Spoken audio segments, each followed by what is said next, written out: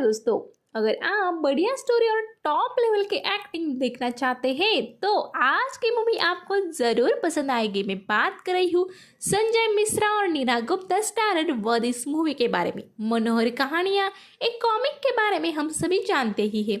उसी की रेफरेंस लेके एक रिटायर्ड टीचर किस तरह से प्लानिंग करके अपने फैमिली को एक दुष्ट साहूकार की चंगुल से छुड़ाता है, ये हमें इस कहानी में देखने मिलता है। दोनों मेन लीड कलाकारों ने काफ़ी बेहतरीन एक्टिंग की है। कहानी का विलन भी सौरभ सचदेव इन्होंने काफ़ी ताकत से पेश किया है।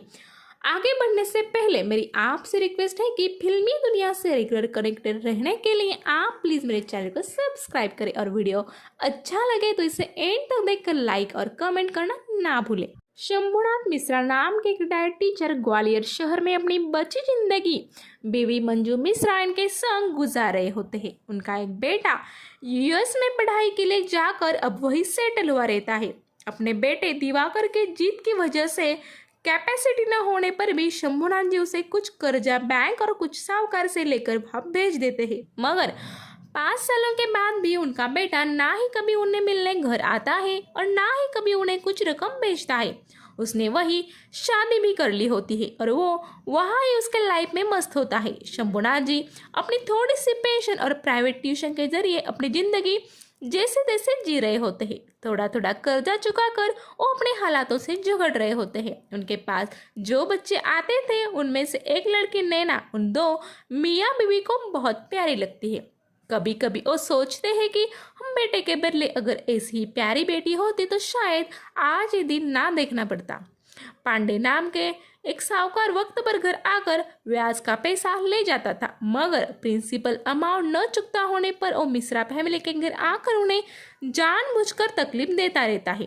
शंभुनाथ जी ब्राह्मण जाति के होते हैं। उनकी वाइफ भी पूजा पाठ करने वाली होती है। वो अपने घर कभी किसी जीव को मारते भी नहीं थे, इसलिए चूहों को पकड़ने का एक छोटा केस उनके घर होता है। लेकिन पांडे हर मंथ उनके घर आके कभी दारू पीता है तो कभी चिकन वहाँ लाके खाता है। एक बार तो किसी बाजारू औरत को उनके घर लाकर शंभुनाथ जी के सामने ही उनके बेडरूम में जाकर उसके संग रंग रलिया भी मनाता है। मंजू शंभुनाथ जी से बोलती भी है कि हम समय पर ब्याज तो दे रहे हैं ना, फिर ये हमारे घर को भ्रष्ट क्यों कर रहा है। मगर हालात के आगे शंभुनाथ जी भी कमजोर होते हैं। एक रोज अपने बेटे से पैसे के बारे में बोलने की ठान कर वो एक साइबर कैफे से उसे वीडियो कॉल करते हैं, मगर दिवाकर कुछ सुनने के मूड में नहीं होता। इस बात से नाराज होकर ओ मियाँ बीवी वैसे ही घर लौट आते हैं। शंभुनाथ जी को मनोहर कहानियाँ एक कॉमिक पढ़ने का शौक था, जिस बात से मंजू जी खुश नहीं होती और वो हमेशा ताने मारती थी कि ब्राह्मण के घर पे एक खून खराबे वाली कॉमिक्स क्यों लाते हो। एक रोज शंभुनाथ जी बैंक से कुछ पैसे निकाल कर घर लौट रहे होते हैं, तब पांडे उन्हें रास्ते में देख लेता है। उनके जेब से कुछ पैसे निकाल कर अपने पास रखता है और अपनी कार बंद पड़ गई है उसे धक्का दो ऐसा बोलता है। बेचारे शंभुनाथ जी इतने बुढ़ापे में भी डर के मारे कार को धक्का देने लगते हैं। इतने में वहाँ लोकल इंस्पेक्टर शक्ति सिंह आते हैं। वो पांडे की हरकतों को जानते थे, इसलिए उसे सब न करने के लिए बोलकर ओ मिश्रा जी को घर भेज देते हैं। बचे पैसे से और नैना के जन्मदिन पर केक खरीदने एक दुकान जाते हैं, मगर उतने पैसों में सिर्फ 2 पेस्ट्रीज ही आ जाती है। उन्हीं को घर ले जाकर और बोलते हैं कि अब बुढ़ापे में मीठा कम खाना चाहिए, इसलिए इतना ही लाया हूँ। ऐसी देखकर हमारी आंखें नम जरूर होती है। अगले दिन अपने घर पे बच्चों का ट्यूशन लेते समय उनके घर पांडे आता है और बोलता है कि उसके बॉस ने आपके कर्जे के पैसे मांगे हैं, आप तो 15 लाख तुरंत दे नहीं सकते, तो मैं एक एजेंट से बात करके आपका ये घर बेचने का बंदोबस्त करता हूँ। ये सुनकर शंभुनाथ जी हैरान होकर बोलते हैं, ये एक ही चीज़ तो अब हमारे पास बचे है, ये भी गई तो हम रहेंगे किधर। जिस पर पांडे बोलता है वो तुम्हारा प्रॉब्लम है, तुम ही निपटो। फिर वहां से निकलते वक्त वो नैना को गंदी नजर से देखता है, जिस बात से शंभुनाथ जी को काफी गुस्सा आता है, मगर वो उसे पी जाते हैं। वो पांडे के खिलाफ पुलिस में जाकर कंप्लेंट करने के लिए जब वहां जाते हैं तब वहां पहले से ही पांडे इंस्पेक्टर को कुछ चीज अपने मोबाइल पर दिखाने आया होता है। पांडे के वहां से जाते ही शंभुनाथ जी इंस्पेक्टर शक्ति सिंह को पांडे की हरकत के बारे में बताते हैं, मगर इंस्पेक्टर भी कर्जा लिया है तो उसे वक्त पर चुकाना तो पड़ेगा ना। ऐसी बातें बोलकर उनकी मदद करने के लिए असहायता दिखा देते हैं। टेंशन में शंभुनाथ जी घर पर आते हैं। उसके बाद तुरंत पांडे भी वहां पहुंचता है और गाली गलौज कर उनको मारने लगता है। वो बोलता है, एक तो तुमको मदद किया और अब पैसा मांगा तो पुलिस में कंप्लेंट करेगा मेरी।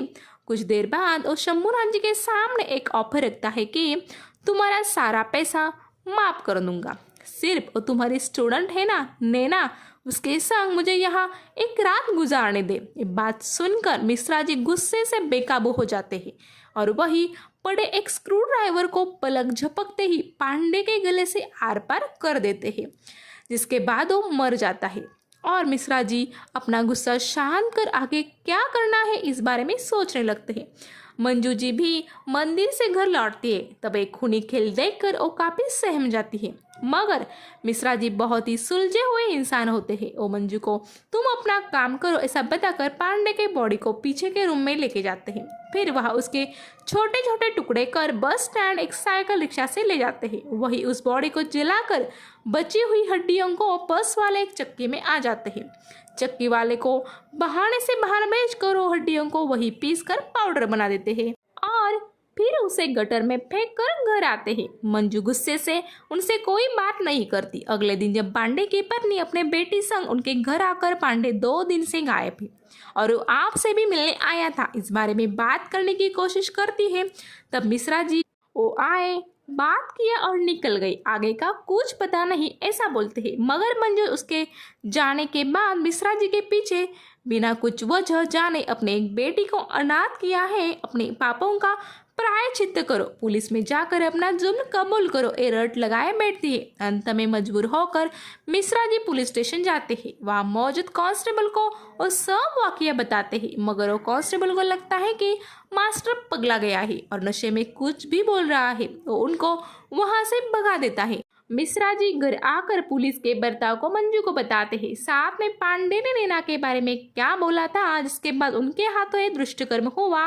ये भी बताते हैं। ये सुनने के बाद मंजू उन्हें बताती है कि आपने हत्या नहीं वध किया है, अब मैं आपका साथ दूंगी। इसके बाद अगले दिन जब कांस्टेबल इंस्पेक्टर शक्ति सिंह को ये सब बात बताता है, तब वो उस पर ही भड़कता है कि बूढ़ा सच बोल रहा था, जाओ उसे थाने लेकर आओ। इसके बाद जब मिश्रा जी थाने आते हैं, वो अपना जुल्म कबूल करने से मना कर देते हैं। वो वही बात दोहराते हैं कि पांडे पीकर मेरे घर गुस्से में आया तो था, उसने मुझसे गाली गलौज की और निकल गया, उसके बाद मुझे कुछ पता नहीं। सबूत न होने के कारण शक्ति सिंह भी उन्हें जाने बोलता है। उधर पांडे का बॉस मिश्रा जी से मिलकर उन्हें बताता है कि मैंने तुम्हारा मकान अपने नाम करवा लिया है, अगले 2 दिन में तुम्हें घर खाली करना पड़ेगा। घर आते वक्त शक्ति सिंह उनको मिलकर बताता है कि आप ही ने पांडे को मारा, ये मैं जानता हूँ, मगर सुराग न होने के कारण आप बच गए हो। मैं आपको मदद करूंगा, बस आप पांडे का फोन कहाँ है वो बता दो, ऐसा बोलता है। तब मिश्रा जी उनसे मुझे कुछ पता नहीं और आप क्यों मुझे तंग कर रहे हो सर, ऐसा बोलकर निकल आता है। घर आकर अपने बीवी संग फिर से साइबर कैफे जाकर अपने बेटे से वीडियो कॉल पे वो सब साफ साफ बता देता है। वो उसे सभी हालात बताते हैं, मगर दिवाकर वहाँ से बोलता है कि मुझे यहाँ ही जीने के लिए पैसे नहीं बच रहे, आप आपकी प्रॉब्लम्स खुद ही सॉल्व करो और मुझे तंग मत करो। ये सुनकर मिश्रा जी का हौसला टूट जाता है, जिसकी वजह से आज हमें हालात में है उसने पीठ दिखा दी। इस बात को एक्सेप्ट नहीं कर पाते और मंजू से अपना कोई बेटा नहीं था ऐसा रो रो के बोलकर वो दारू पीने लगते हैं। रात में वो घर में एक जगह उस स्क्रू ड्राइवर को भी छुपाते हैं और पांडे के फोन को भी ढूंढ लेते हैं, जिसमें उनको एक वीडियो मिलती है। इंस्पेक्टर शक्ति सिंह उस वीडियो में वहाँ के विधायक के औरत संग एक लॉज में रंगरलियां मनाते हुए उसमें दिखाई देता है। फिर मिश्रा जी को याद आता है कि उस दिन पुलिस स्टेशन में भी पांडे अपना मोबाइल दिखा रहा था, उस वजह से इंस्पेक्टर पांडे बेचैन हो गए थे और वो पांडे की करतूतों को नजरअंदाज भी कर रहे थे। दूसरी ओर शक्ति सिंह अपनी इंक्वायरी जारी रखते हैं और वहाँ के एक साइकिल रिक्शा वाले से ये सब बात जान लेते हैं कि उस दिन मिश्रा जी ने मोरियों में कुछ तो भरकर बस स्टैंड पर ले जाने कहा था। इस बात से वो मिश्रा जी को अरेस्ट करने का प्लान बनाते हैं। मगर अगली सुबह पांडे का बॉस बापूजी घर खाली करवाने आता है। तब गुस्से से मिश्रा जी उसी के कार का शीशा तोड़ देते हैं। इसके बाद बापूजी के लोग उन्हें जमकर मारते हैं और मिश्रा जी हॉस्पिटल पहुंच जाते हैं। जब इंस्पेक्टर मिश्रा जी के घर आते हैं तब मंजू उनको सारा वाकया बताती है और मर्डर वेपन भी दे देती है, क्योंकि अब उनके लिए सब खत्म हो चुका था। इसके बाद जब इंस्पेक्टर अस्पताल आकर मिश्रा जी को सब सबूत मिल गए हैं ये बताते हैं, तब मिश्रा जी उन्हें पांडे के मोबाइल वाला वीडियो दिखा देते हैं। अगली सुबह गेम पूरी तरीके से उलट जाता है।